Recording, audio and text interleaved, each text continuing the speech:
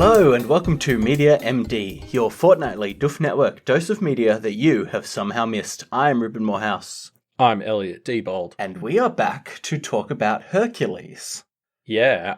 Disney's Hercules. The Disney musical version, because I'm frankly disappointed in myself for not bringing up Kevin Sorbo's masterpiece series in reference to Hercules. You're disappointed. Week. I loved that series so much growing up. Yeah. But that's all I know of it, is that one meme. But do you know the story behind that bit? So, as I've heard, and maybe this is apocryphal. So hold on. Audience, what we're talking about here is, let me explain. So, in this TV show Hercules, there's this bit where the main character, Hercules, just kind of looks at the sky and yells out, "Disappointed!" And I think the story that I've heard is that was meant to be like a stage direction or something, that he's meant to like look disappointed, but he just says it out loud instead. And I guess they left it in. I don't really know why, but it's a great video. You should all check it out. Yeah, Kevin Sorbo misread the stage direction as a line that he was meant to say, and so he sort of finishes off this scene by just yelling out "disappointed." I think it was in one of the movies from memory, which is so the series actually started as 5 movies that were made on an insanely low budget. So I think that's why it's left in there, but it's just great material. So what would you give Hercules out of 10, Elliot? The old TV show. Well, with nostalgia as a factor, like an 8. All right. Well, that's our episode. It was like the only thing I watched as a kid. I used to watch it and Xena on repeat. So what are we talking about next fortnight, Elliot? Yeah. So before we go, we should talk about the other Let's talk about Hercules. the one that we're actually meant to talk about, which is the Disney's animated movie, Hercules. Yeah, the 1997 Hercules. So I mean, it's to do the sort of plot summary stuff. It's a Disney musical that sort of takes the Hercules journey and ties it into the original Superman film. It's just the original Superman film, but he's Hercules. Like learning how to be a hero, I guess. Yeah, like who's the trainer in the original Superman film? Like the ghost of his Kryptonian dad, kind of. Yeah, sure. There's not as much of that stuff. He's just kind of more of a natural hero. There's not a Danny DeVito character, which is one of the many reasons this is a better film. Yeah, I mean, for sure. But you don't need to see that Superman movie now because you've watched this Hercules film and they're very similar. Yeah, I quite liked, I found myself enjoying this film on a structural level because I used to really love reading the Greek myths when I was younger. And this story basically is the 12 trials of Hercules or whatever it is. But they managed to find a way to actually make them a natural progression of a single plot and even work in some other stuff. Like there's what is I think a pretty blatant reference to Orpheus and Eurydice with Hercules and Meg in this story as well. It's just kind of an amalgamation of Hercules stories and some other Greek myths all kind of thrown in there together. And I think it actually works structurally surprisingly well, considering that it's a bit of a mishmash of this stuff. Yeah, what's interesting, like you brought up the 12 trials because 11 of them happen in a montage, and also the other one kind of happens early. It's like the Hydra, and it's not even necessarily. Yeah, like I do agree. Like they take a lot of liberties with the Greek mythology, and that's like fine. It's a kids Disney adaptation. Yeah. I think it stood out to me because as a kid growing up, my first experience with stories like The Little Mermaid or Pocahontas was through the Disney movies, and then as you become an adult you learn that there's actually usually darker mythology or in the case of Pocahontas just a darker, more depressing real life story behind what Disney put together. And for us, Hercules is the other way around because we grew up with the actual Greek mythology and now we're seeing the Disney version, and it's the only time I've gone that way to one of these stories is knowing the real life version before stepping into the Disney one. Yeah, me too. With the exception of the later ones like Tangled, where it's kind of like, of course I know Rapunzel beforehand now that I'm an adult, but you're right. And there's bits where I found that really working for me. Like I remember some of the earlier trials of Hercules he deals with a stable that's just full of shit, and that's one of his trials. And there's like a throwaway line where Danny DeVito says, "Oh, this guy wants you to clean out his stable unstable, so you might better wear some, heavy work boots or something. And I'm kind of like, oh yeah, I get that reference. That's fine. Yeah. I Yeah. mean, reference humor is one of the core parts of this film. Like, Yeah. there's I mean, the one I've got written down here in my notes is where they bring out the Air Hercs, Yeah. which is just like a blatant Air Jordan ripoff, and there's a lot of stuff like that. Like, I think this movie, and it's been a while since I watched Aladdin, but that's the only one that I can remember being even close to this blatant with just, like, I guess, 90s reference humor. Well, yeah, I obviously didn't get this when I first watched it because I didn't really know what New York was. But very explicitly, this movie is set in fantasy New York. They call it the Big Olive. Yes, it's called the Big Olive, which is a joke that I really love. And also, when they first enter the city, Danny DeVito's character says, "Hey, I'm walking here," which is so classic. And then I was actually like, how did I not know that this was just set in fantasy New York? I absolutely loved it. Yeah, and I think part of the reason a lot of that stuff works is I mean, they're not being too creative with it. Like, it was so obviously New York that it kind of swung back around to being funny to me. It gave me kind of Flintstones vibes of like, we're just basically taking this thing and showing you what the alternate reality version of it is, which I know is kind of simple, but it still is like, it just works sometimes, Yeah, well, simple but effective is really the cornerstone of a lot of these Disney children's movies, and that's what they're doing here. I think so. Something we should talk about here. Obviously, we never really talked about the plot. Should we do the plot? Oh yeah, I suppose. Well, I mean, so the plot is Hercules is born, and he's actually the son of Zeus and Hera. Yes, which, there's no cheating on your god wife in this one. Actually, Zeus is pretty much a stand-up guy, which is not his traditional characterization. Yeah. But again, that's one of those artistic liberties where I'm like, yes, this works better in the film. Yeah, he doesn't turn into a swan or a bull or anything in this film, which I was disappointed by. But yeah, so basically, Hercules.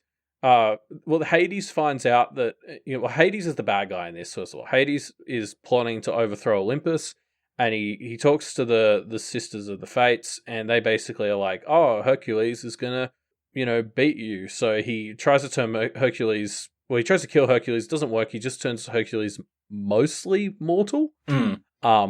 He's mortal, but has his super strength, and also realistically is a bit more. Invulnerable than most immortals would be. Yeah, classic brute classification, really. Yes. And so, yeah, I mean, from there, Hercules manages to survive. Hades doesn't know, so it goes for kind of 18 years. Hercules has grown up. He finds out he's the son of Zeus, and that if he can become a true hero, he gets to become a god again. So he sets out to become a true hero. He hires Danny DeVito to train him. He meets Meg, who is the love interest / she actually works for Hades. Yep, she's the Delilah in this story. I'm pretty convinced that the original draft of this movie might have had Meg as the main character, because she's far and away the most interesting person in the whole film. She is fascinating, isn't she? She. I mean, this is a 97 film, so we weren't in super progressive times. We were doing okay, I guess. But Meg is very much a pretty good example of what is not a traditional Disney hero, right? Yeah, well, she's just like, because so Danny DeVito's character he's like a sleazebag, but he also wants to train heroes. Yep, he's your basic boxing coach kind of vibe. Yeah. And then like Hercules is just kind of like you've your heroic hero character. Like I've never found them particularly compelling. There's not much depth to them, I don't think. No, whereas like for me, like this film would have been a lot worse without Meg. I found her arc to be far and away the most interesting, because it's really the only one that properly exists.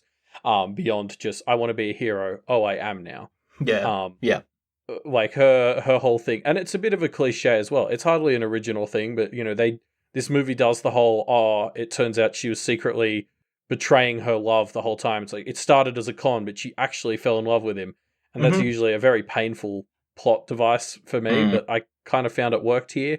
So yeah, that's basically what happens. Hercules becomes a bit of a hero. Meg is sent by Hades to find out his weakness. She ends up falling for him. And so Hades uses that and tries to attack Olympus. He succeeds, but then Hercules kind of lucks his way into getting his powers back and goes up and then defeats the Titans. Well, sort of. he kind of outsmarts Hades, but in a way that is confusing enough that you're not really sure if it was intentional or not. You know what I think would have been better for this is if Meg had not like sacrificed, like, you know how she pushes. Yeah. What happens is basically Hercules makes the deal where if Meg doesn't get harmed for 24 hours, he won't have his strength.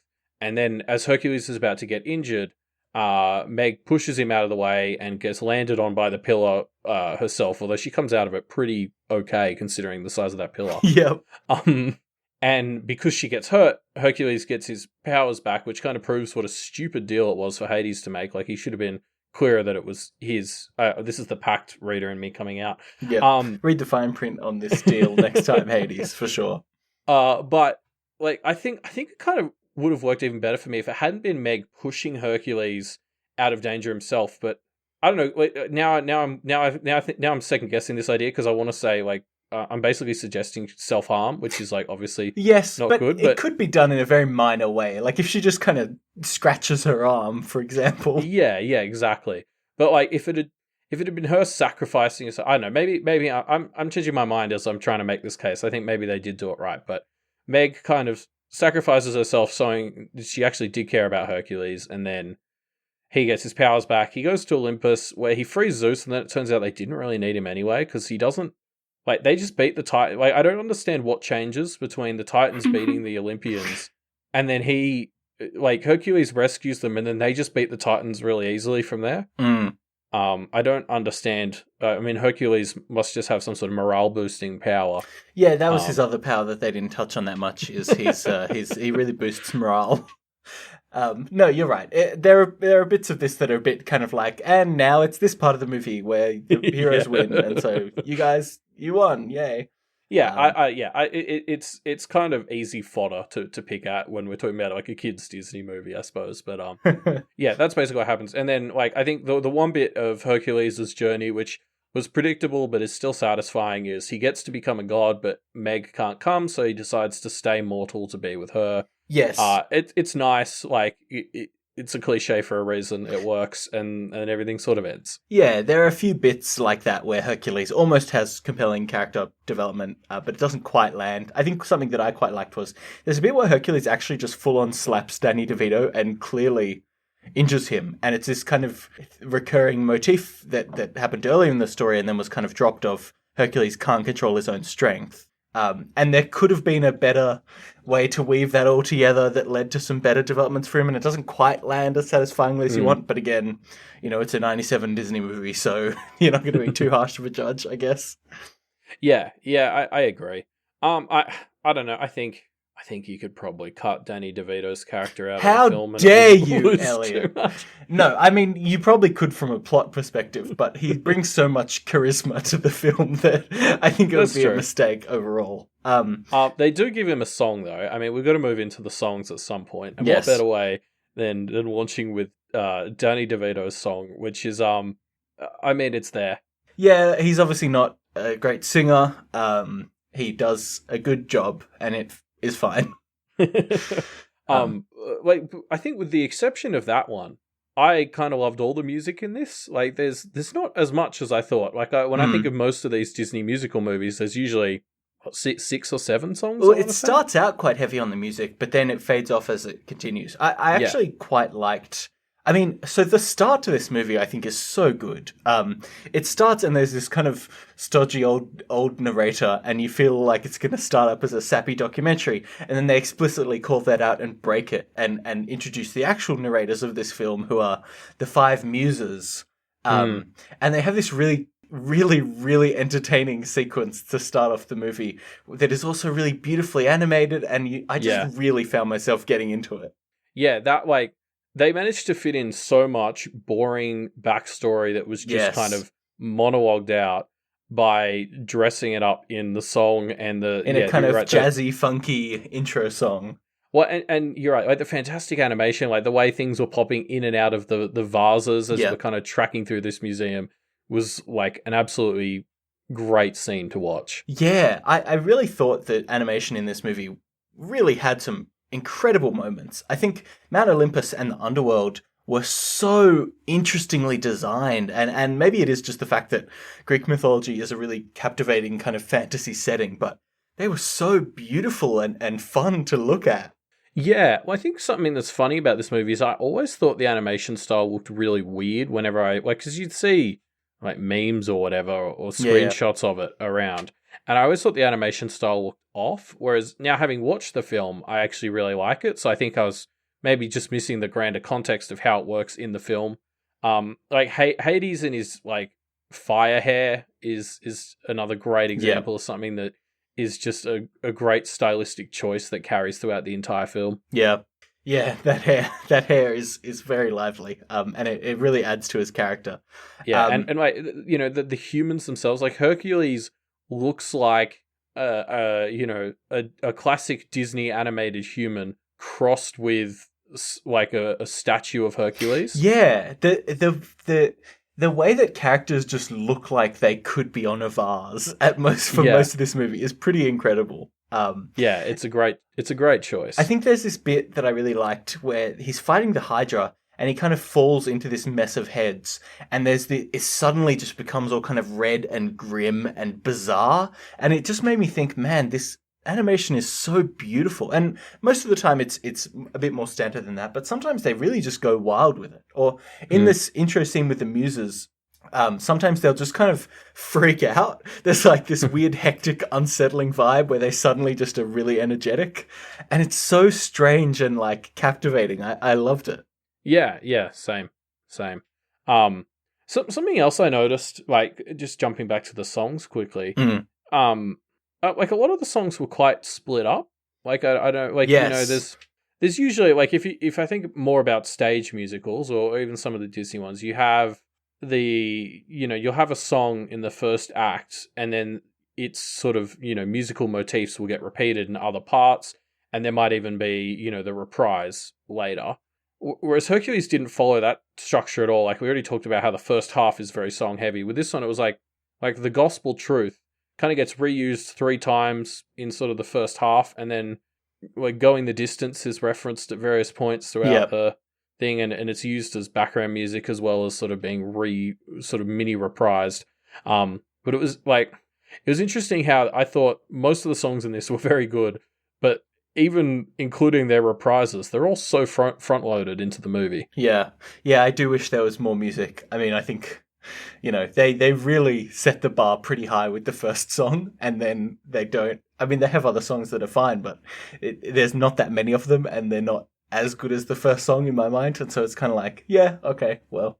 I think I liked Meg's one the best. I don't know what the actual title of it is, but the one where she's refusing to admit that she actually likes Hercules and the muses are kind of hassling her to do it. Like, I actually thought that was a really good song. Like, just from a music perspective, like I found it very catchy. I'll probably be singing that one a lot over the next few months. Yeah, fair enough.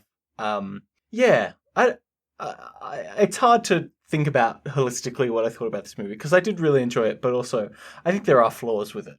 Yeah. It's a bit all over the place, isn't it? Like, yeah, it's a bit messy. Like just what you said before about how there are definitely moments where it's like, and we're doing this part of the movie now, and it's like, okay, sure. Yeah. I did like it though. I mean, I quite liked it. It just, I feel like, and maybe it's being too harsh on it because it is, you know, what it is. It's one of these Disney movies, and, you know, I think even the ones that are really, really beloved, like your Lion Kings and your Aladdins, have these same problems. Yeah, it's hard to know how much like our nostalgia blinders are on when we watch those. Yeah, exactly. Yeah, I don't know. I liked it. I really liked it. I wish there were more music in it. That's, I think, something that an easy criticism that I would levy is I wanted it to be more musical. Yeah, I'd agree with that. But like overall, like it's simple and it's fun. Like it would sort of be my summary. Like, yeah, I enjoyed it, even seeing it, you know, at this age. Like it, yeah, the formulas that they were using to pump these things out in the 90s were successful for a reason. Yeah, it's just pretty good. Weirdly, here's something about it. I've gone back and watched some of these other movies, like Lion King, which is a movie that I actually don't think holds up that well, and people are probably going to come after me a bit for that because it is like the most beloved of them. But I actually found myself enjoying this now contemporarily more than I contemporarily enjoy The Lion King, and I don't know what that is. I think The Lion King is a better made movie, but this one just got to me more, and maybe it's the musical nature of it, because the musical scape of this one, like the vibe of the songs is so fun. Yeah, definitely. Yeah, maybe that's what it is. I don't know. I really liked it though.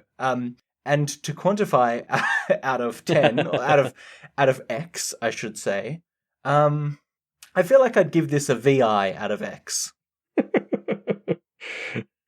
So you just reminded me of the joke where the two kids are stuck under the rock, and one of them says, "Somebody call IXII." It took me so long to get joke.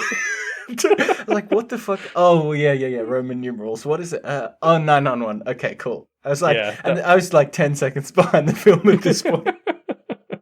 It's such a perfect eye roll joke. Yeah, totally. I loved it because it was stupid. Yeah. Okay. Well, on my side, I'm gonna give it a VII. Okay, so you liked it about I more than I did, but that's to be expected. Yeah. Cool. I mean, for anyone who doesn't speak Roman numerals, that was 7 and 6. I mean, yes. You just joked about how hard it was for you to get that joke in the movie, and this is a thinking man's show, okay, Elliot? Let the audience do some of the work, huh? Okay, sorry, forget what I said. Thank you, A Bird, for bringing it to us, though. It's always fun to dive back into some of these kinds of movies. It was very fun to rewatch Hercules, so thanks for bringing it to us. Yeah, I got a lot out of that. I'm gonna go find out if I'm missing any other Disney animated Disney classics. Musicals but yeah, that was a really fun movie. In. So what's the next really fun, atmospheric, engaging, fun, fresh, jazzy, funky thing that we're going to talk about, Elliot? Yeah, obviously with those of you who followed Deep Impact will know that that's coming to a close, unfortunately. This week, in a few days, we're going to be doing a 24-hour live stream. And there's a lot of sadness mixed in to that because we're finishing something that we've put a lot of ourselves into. So I wanted to... We want something uplifting to counteract that? Yeah, exactly. So I'm bringing the movie Grave of the Fireflies, which is an anime, which of course is a fun. Doof staple. Yeah. Love a good anime. Yeah, so I mean, this is a Studio Ghibli film, although it doesn't involve Miyazaki. Interesting. So it's just sort of from that studio, but it's not a Miyazaki film. As you've alluded to, you are of course aware of the fact, and I'm sure most people are, that this is not a happy, fun time. Well, okay, movie. So literally the only thing I know about this film is every time there's like a thread on Reddit or something where people are like, "Oh, what's the saddest movie of all time? What's a movie that really made you sad?" This movie always comes up, and I've never watched it or found out anything about it other than it always makes people really sad. So I'm really excited that you've brought it to this happy, fun show. Yeah, and in fact, I kind of almost want to leave the prescription there in some ways because I went into this blind and it hit me pretty hard because of that. Like, I don't want to tell you too much going in. I will just sort of say it's it's sort of set back in the Second World War, which obviously, Okay, I see what's happening here. I'll leave it there. Just and it's I'm assuming it takes place somewhere in Japan. Yes. Okay. All right. I see where we're going here, Elliot.